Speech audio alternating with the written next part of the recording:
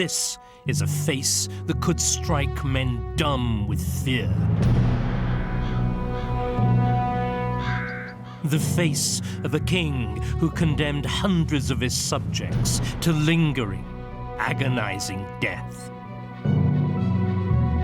The monstrous tyranny of his rule echoes down the centuries. Our pleasure is that dreadful execution be done on a good number of the inhabitants of every town, village, and hamlet that have offended in this rebellion. Let me be full dead ere I be dismembered. I cry for mercy, mercy, mercy. But in Henry VIII's own eyes, his cruelty served a higher purpose.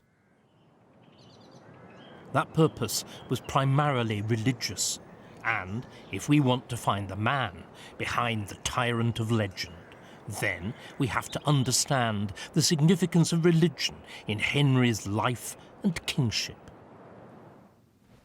To peer, in effect, into his very soul.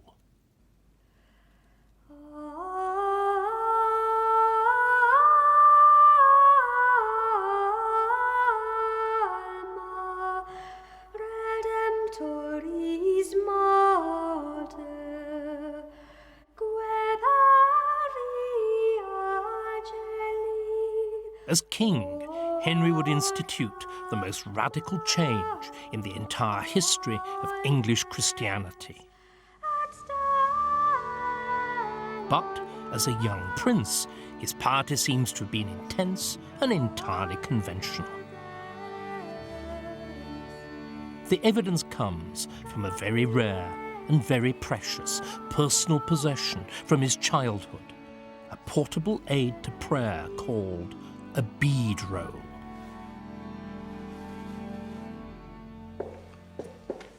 And this is the Ushaw roll. I've read about it, I've seen photographs of it, but I've never actually seen the thing itself. It's extraordinary. It begins here with a grand and noble image of the Trinity. But then here it gets down to what really I think is the heart of late medieval religion, the actual image of the suffering Christ with the body originally in vivid white, now oxidized to black. But you can still see the deep carmine splashes of the wounds, the 5 wounds on the hands, on the head, in the side, and on the feet. And here Henry has written the injunction to his body servant, William Thomas, I pray you, pray for me, your loving master, Prince Henry. This is the world of late medieval Christianity, in which images, relics, and above all, the consecrated bread and wine of the Mass had power. We might say magical power. Look here, say this, the roll promises, and miraculously, something good will happen to you. You will escape death, be spared disease, shorten the number of years that your soul spends in agony before ascending to the joys of paradise. The young Prince Henry was certainly a believer in this power of images. But how long would he remain so as the Reformation mounted its sweeping attack on the magic and mystery of Holy Church?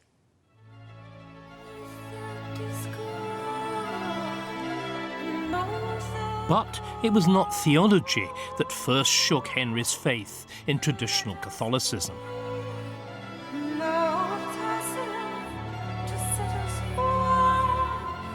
It was Anne Boleyn.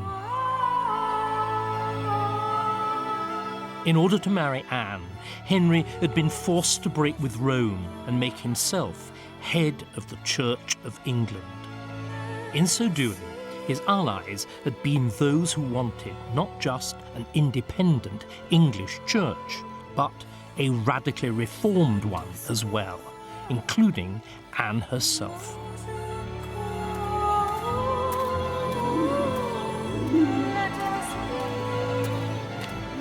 In 1535, Henry and Anne made a progress to the west of England. ending up here at Iron Acton. Travelling with them was Henry's leading minister, Thomas Cromwell. Cromwell was now vicegerent in spirituals, Henry's deputy as supreme head of the church and a leading advocate of religious reform. Cromwell and Anne took advantage of the progress to launch an attack on the traditional religious practices and bogus relics, which, as reform-minded Christians, they believed had led the faithful astray. For instance, only a few miles from here was the monastery of Hales.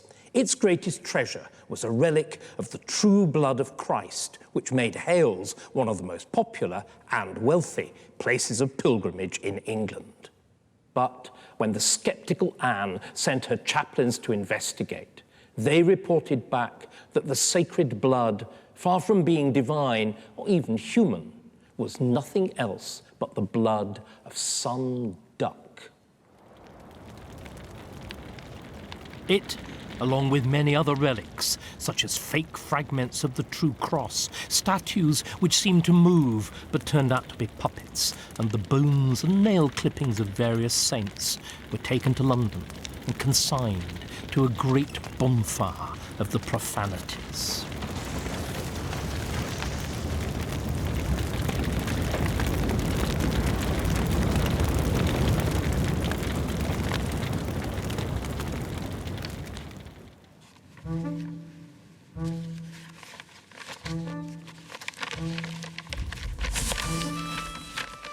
And as Cromwell and his agents began to tot up the land and endowments of monasteries like Hales, it became clear that here was a vast store of wealth which now fell temptingly under the jurisdiction of the crown.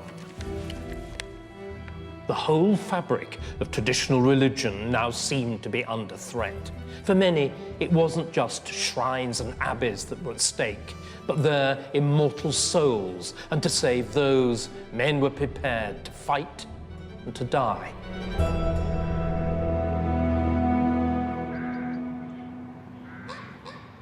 But then, less than a year later, in May 1536, Anne Boleyn was executed on Tower Green.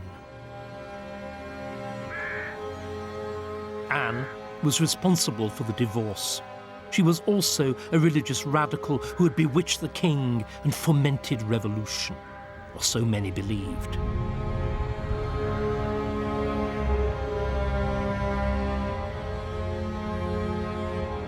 On the other hand, the wife who replaced her, Jane Seymour, was conventional in her piety. Surely now the nightmare was over. Surely his new queen would persuade the king to return to the old religion. But Henry was tired of interfering wives. Increasing age and the royal supremacy's relentless elevation of the monarchy was making him ever more intolerant of contradiction and disagreement. What he required of Jane was simply a son and submission. So, when she begged him on her knees to restore the abbeys, Henry's response was brutal. Get up! Do not presume to meddle in my affairs. Remember Anne. This was enough to cow Jane, and she never dared to raise the subject again. From his wife, Henry could command obedience, prompt, absolute, unconditional. But could he expect the same from his people?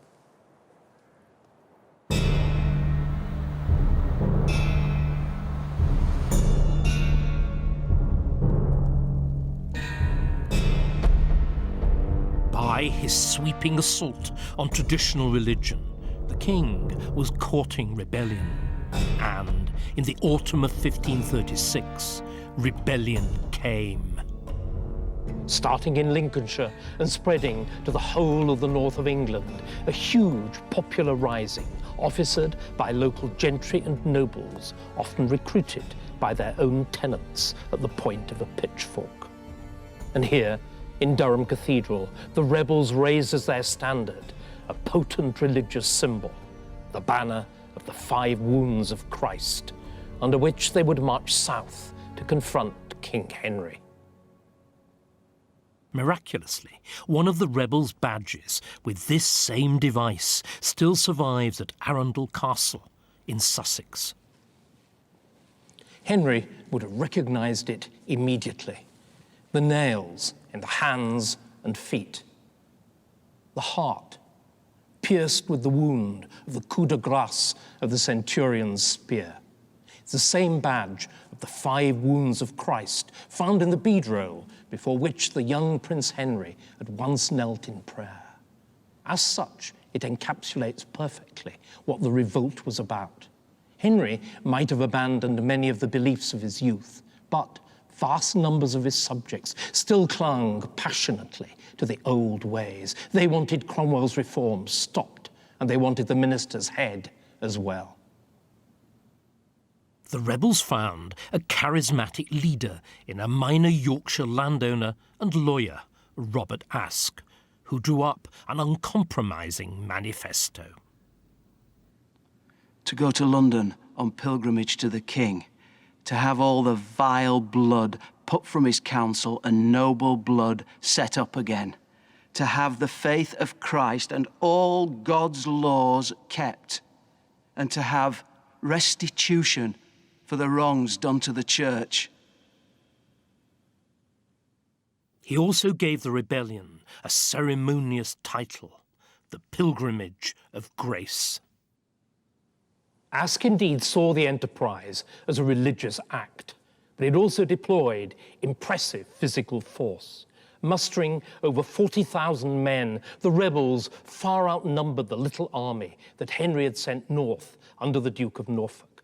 Faced with overwhelming odds, Norfolk wrote in alarm to Henry that the rebels were far too strong to be stopped by mere force of arms. It was the gravest threat to his throne that Henry had ever faced. The letters he wrote in response can still be found in the British National Archives. Henry agreed that it was necessary to buy time and authorise Norfolk to negotiate. Henry also decided to write to the rebels himself, responding to their demands point by point.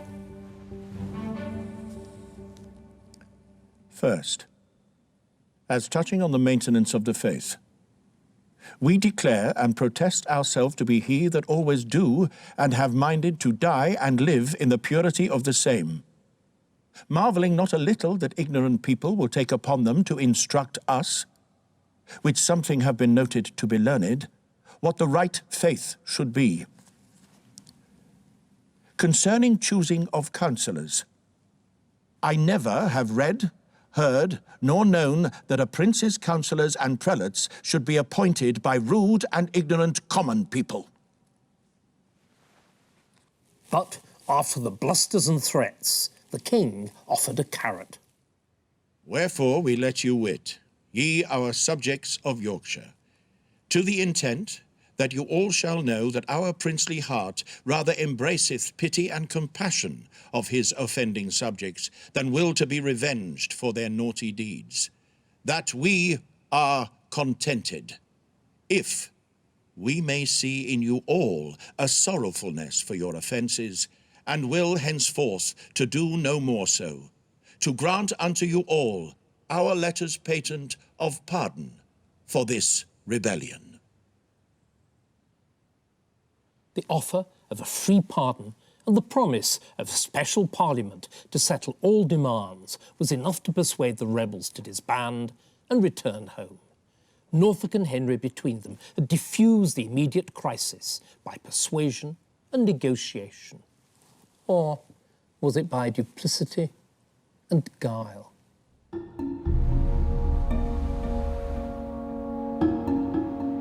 The rebel leader, Robert Aske, was invited to spend Christmas with Henry at Greenwich. He found himself lionised by the court. The king gave him a jacket of crimson satin and the assurance that the promised parliament would be held in York for the first time in 200 years. It was a consummate performance and Aske fell for it. Before the festivities were ended, Aske carried north to spread the good news, which had the desired effect of disarming and dividing opposition. So when in February a few diehards launched a new revolt, most of Aske's followers refused to join them. Now Henry was able easily to crush the rebellion. Henry summoned Aske to London. Aske went willingly enough, but Henry now felt himself absolved from all his promises. Aske was arrested, tried, and condemned. Desperately, he wrote to Henry with a last request: to be spared the full horror of execution for treason. Let me be full dead ere I be dismembered. Henry agreed. Instead, with his connoisseur's taste in executions, he had Aske hanged, alive, in chains. Probably as he twisted in agony for hour after endless hour, Aske wished for the swifter death of the knife. And Aske was only one of hundreds to die. Our pleasure is that dreadful execution be done on a good number of the inhabitants of every town, village, and hamlet that have offended in this rebellion, as well as by the hanging of them up on trees, as by the quartering of them, and the setting of their heads and quarters in every town, great and small, and all other such places as they may be a fearful spectacle to all other hereafter that would practice any like matter, which we require you to do without pity or respect.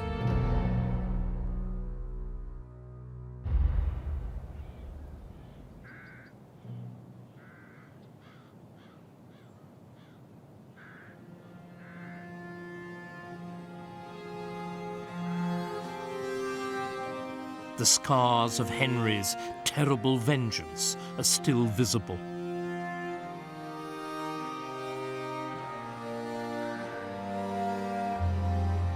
Hitherto, the great monastic foundations of the north had escaped destruction. But now, seen as complicit in the revolt, they were ruthlessly suppressed.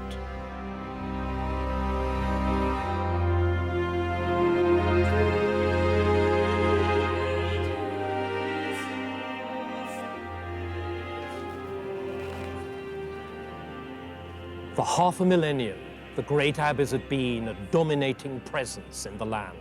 For centuries, their monks had tilled the soil, tended the sheep, collected the rents, sung the services. Now, one by one, their cloisters fell silent, deserted, ruined. It was the most visible, dramatic rupture in English history since the Norman conquest, and it was Henry's work. And the changes wrought by Henry were just beginning. The wealth taken from the abbeys and the very stones themselves would now be used by the king to remake and reinvent England itself.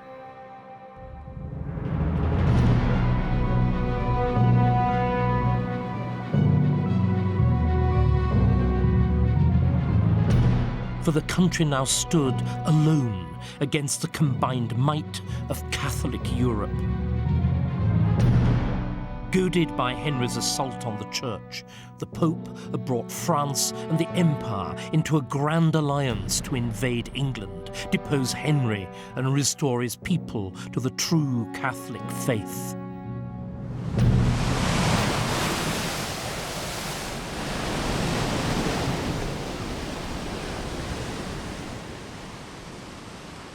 The threat was real and urgent. Henry's response matched it in scale and imagination. He would survey the entire English coastline, from Milford Haven to the Wash and beyond, identify every haven where a potential invader could land, and then he would fortify it.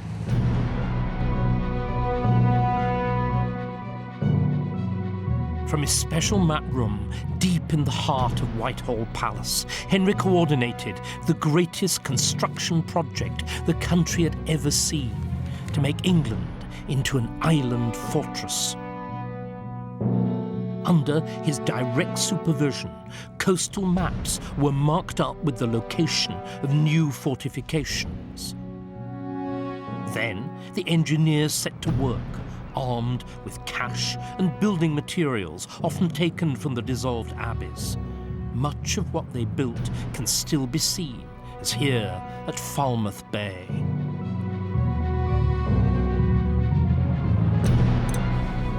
These fortifications have a highly distinctive plan, which may well be Henry's own design.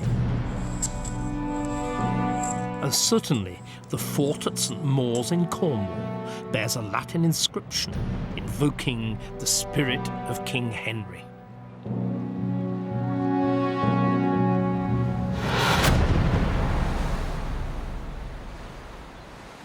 But the forts were simply one line of defence. Out to sea were newly built ships. Armed for the first time with effective heavy artillery, their mission was to intercept any invading force. Henry was founding the Royal Navy with its doctrine of control of the narrow seas. All this amounted to a change in English national identity and direction. Once the Channel had been a great highway to the continent, now it became a defensive moat. England was separating itself from Europe, turning away to chart a different independent course. One she would follow for 4 centuries. Some indeed of Henry's forts were still mounting guns in the Second World War. But these aren't just fortifications. Each one is also a massive footprint planted by Henry on the rocks and soil of England and in its history. Semper vivet anima regis Henrici octavi. May the spirit of King Henry VIII live forever.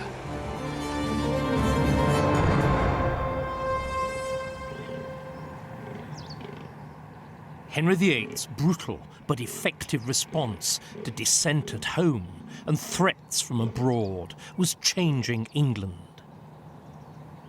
And as he aged, the king himself was changing too.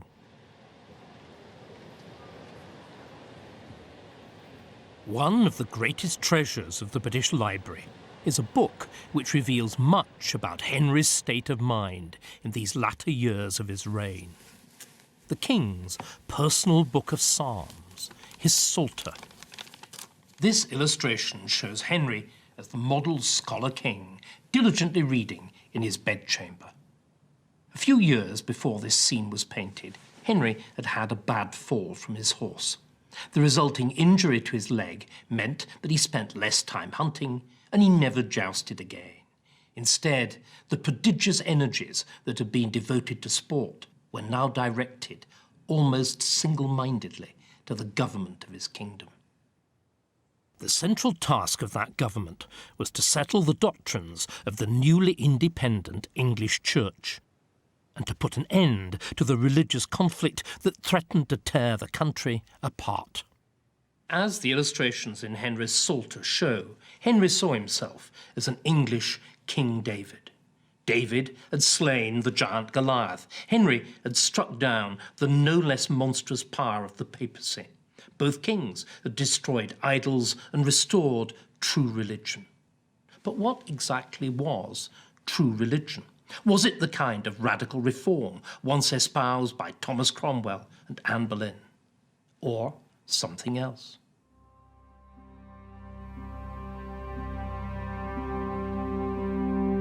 Henry saw it as his responsibility, and his alone, to answer that question. What he sought was a middle way between the radicals who wanted a church free of rituals and relics, and the conservatives who yearned for the old ways of Rome.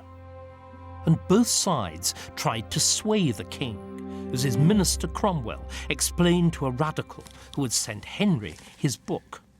The king, who is a most active and vigilant observer, is wont to hand over books of this kind, which he has not the patience to read himself, to one of his lords-in-waiting for perusal, from whom he may afterwards learn their contents. He then takes the book back, and presently gives it to be examined by someone else of an entirely opposite way of thinking to the former party. When he has thus made himself master of their opinions, and sufficiently ascertained both what they commend and what they find fault with, he at length openly declares his own judgment respecting the same points.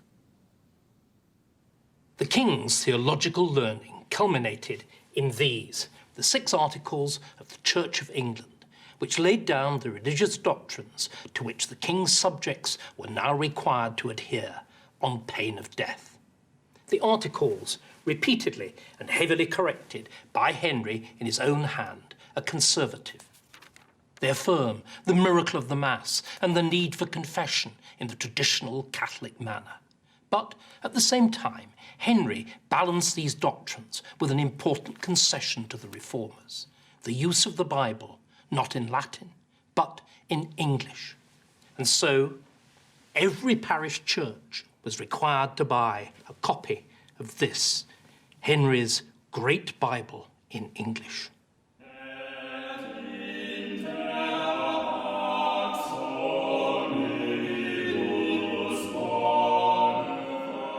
The magnificent title page shows Henry as he wished to be seen. At the top, a rather small deity hands his teachings directly to a much larger and more central Henry, who then passes them to his grateful people, who are shown here praising not God, but Henry. And over in the corner is a hint of the unpleasant fate of anyone who would think of deviating one jot from the king's middle way.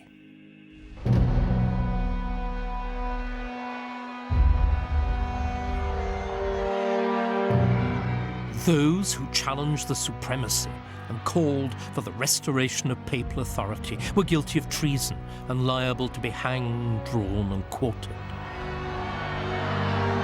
While those who advocated full-blown Protestantism would find themselves condemned as heretics and burned.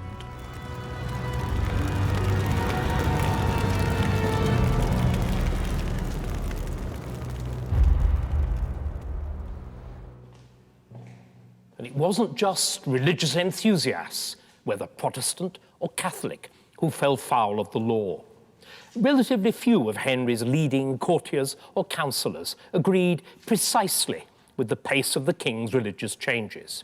Instead, they wanted to go either faster or more slowly than the king. Providing they kept their views to themselves, they were safe.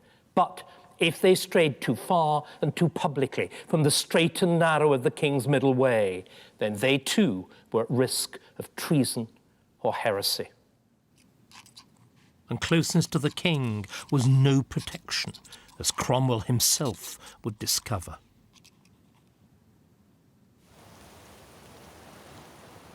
In October 1537, Henry's third queen, Jane Seymour, gave birth to Prince Edward, the son Henry had longed for so long. But then joy turned to grief when Jane herself died a few days later. For once, Henry didn't have another wife lined up, but everyone took it for granted that the king would marry again, including Thomas Cromwell, who thought that he had just the bride for him, Anne of Cleves. From the point of view of foreign policy, the Cleves marriage made excellent sense. Anne's brother, the Duke, ruled an important agglomeration of territories in northwestern Germany, strategically sited between France and Henry's enemy, the Catholic Emperor Charles V. Unfortunately for Cromwell, however, Henry's priorities in marriage were personal rather than political. He wanted a pretty young girl that he could love or imagine that he loved. In view of this, Cromwell and his followers had talked up Anne as a great beauty.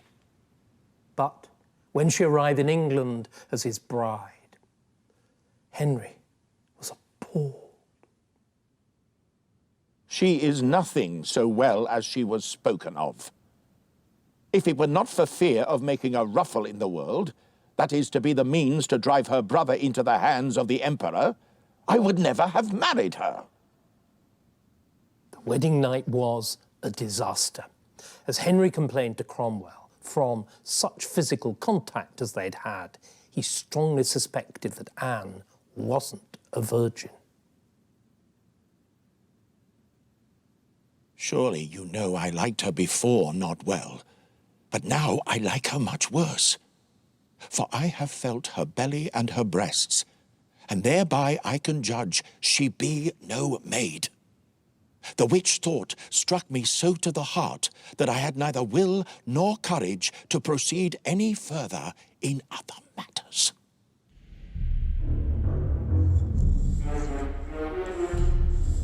Henry's marriage to Anne of Cleves was soon dissolved on grounds of non-consummation. It was embarrassing for Henry, but fatal for his minister. Deprived of the protection of the king's favour, Cromwell fell victim to the conservative faction at court that he'd terrorised for so long. He was arrested and condemned for treason and heresy. Like Robert Aske before him, he wrote to Henry in desperation from the Tower. Most gracious Prince, I cry for mercy, mercy, mercy.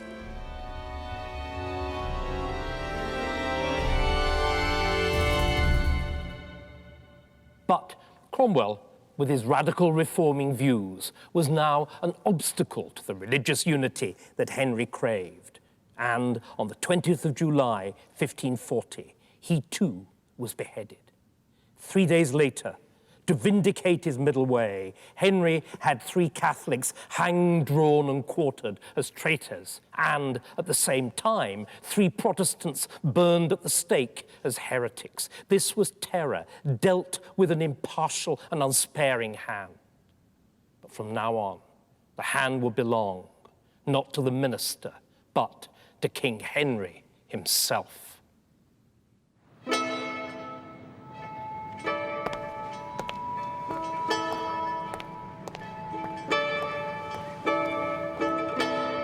In the castle of Simancas, where the state archives of Spain have been kept since the time of the Emperor Charles V, there's a tower room that helps us understand what sort of ruler Henry had become. And treading where the kings of Spain trod. This is where their papers were kept.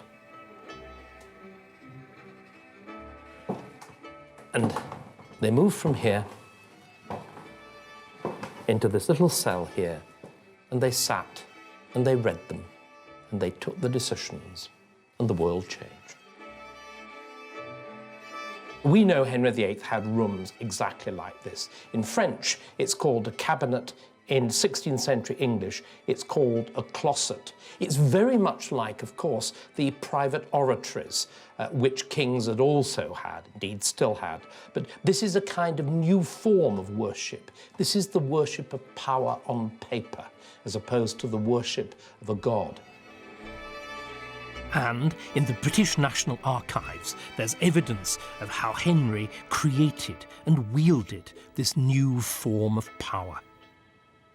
This is the first volume of the Acts of the Privy Council. The council was reorganised by Henry within days of Cromwell's execution. The background was the royal supremacy, which made the principal business of government the imposition of religious uniformity always and everywhere. Thus, for the first time in English history, the council needed to meet every day and to concern itself potentially with the affairs of every village. The revolution was the work of Henry, but it's also the beginning of government by committee, or, as we say, cabinet. We are governed in the same way to this day and from pretty much the same place, since the usual meeting room of the Privy Council in Whitehall was only yards from the present-day site of number 10 Downing Street.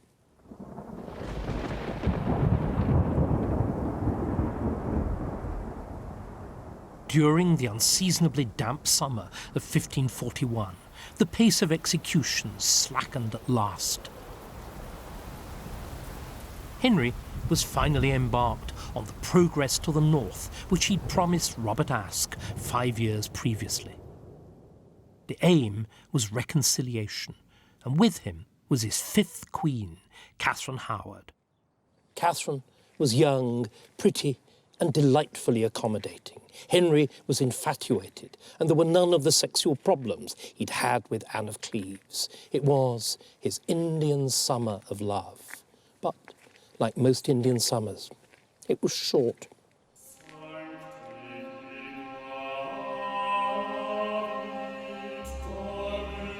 On All Souls' Day, 1541, Henry came to hear Mass in the Chapel Royal to find a letter by his seat.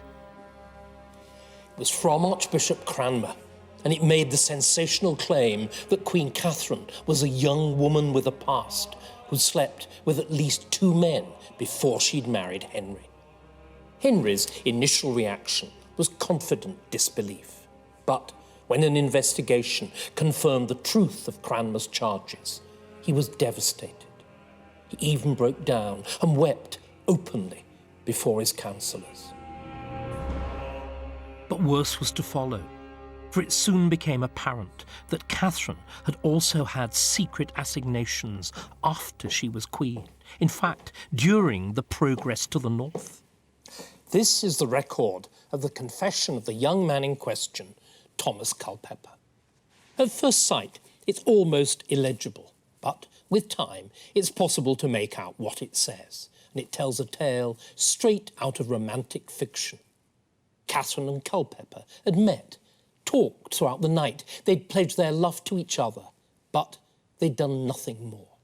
Nevertheless, towards the end of his interrogation, Culpeper made the fatal admission that he intended and meant to do ill with the Queen, and that, in likewise, the Queen so minded to do with him. It was enough to condemn them both. Culpeper went to the scaffold on the 10th of December, Catherine 2 months later. At about this time, in his Bible, Henry marked a passage from Proverbs. For the lips of an harlot are a dropping honeycomb, and her throat softer than ale. But at the last she is as bitter as wormwood, and as sharp as a two-edged sword.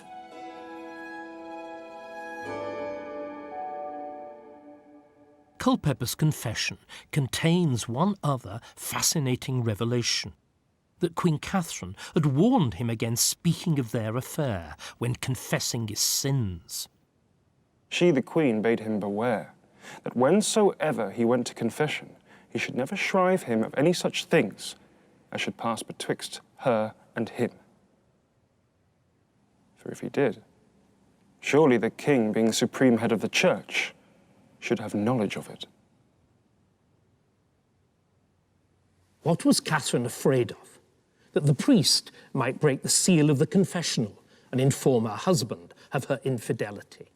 Or did she think that the royal supremacy came equipped with supernatural powers, and that when Henry's subjects spoke to God, Henry, as God's adjutant, was actually listening in? In short, did Catherine think that she'd actually married someone who was more than merely mortal? Did others too? If so, it's a striking sign of just what the royal supremacy meant in an age dominated by religious belief.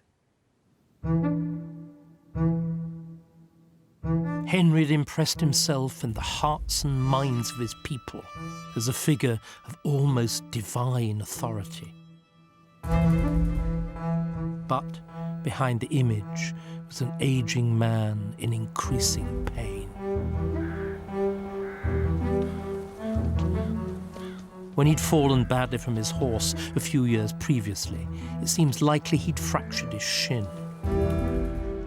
It healed, but a fragment of bone remained lodged in the calf muscle. This caused chronic ulceration with tremendous pain and swelling.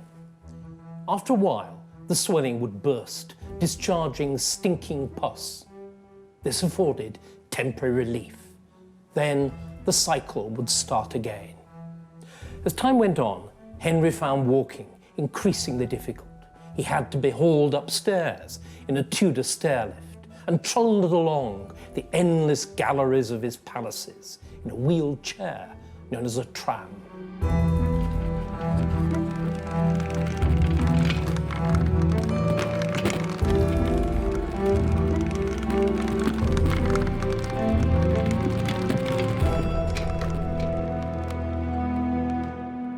Even so, Henry retained his tremendous physical stamina. And, despite the sometimes prostrating pain from his leg, he would marry one more wife and fight one more war. But finally, even Henry's constitution gave out, and on the night of the 28th of January, 1547, he succumbed to septicemia. He was 55 years old, and he died confident of salvation from the God with whom he was on such intimate terms.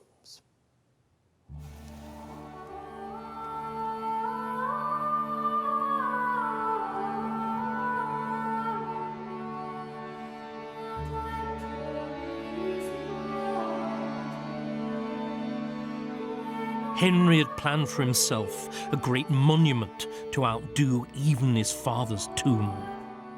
A metal effigy and magnificent candlesticks were cast, and a great marble sarcophagus fashioned to receive Henry's body. Was to have been placed here in St. George's Chapel, Windsor, which it would have dominated. But fatally for Henry's ambitions, he died, leaving his tomb unfinished. Under his son, Edward VI, the royal supremacy took a turn towards radical Protestantism, and church monuments were being torn down, not put up. Under his daughter Mary, England repudiated the supremacy, returned, albeit briefly, to Rome, and Henry became an inconvenient memory. The final blow came under the Republican Oliver Cromwell. Then Henry's effigy was melted down and the great candelabra sold abroad. So all that Henry, supreme head on earth of the Church of England, has is a simple marble floor slab.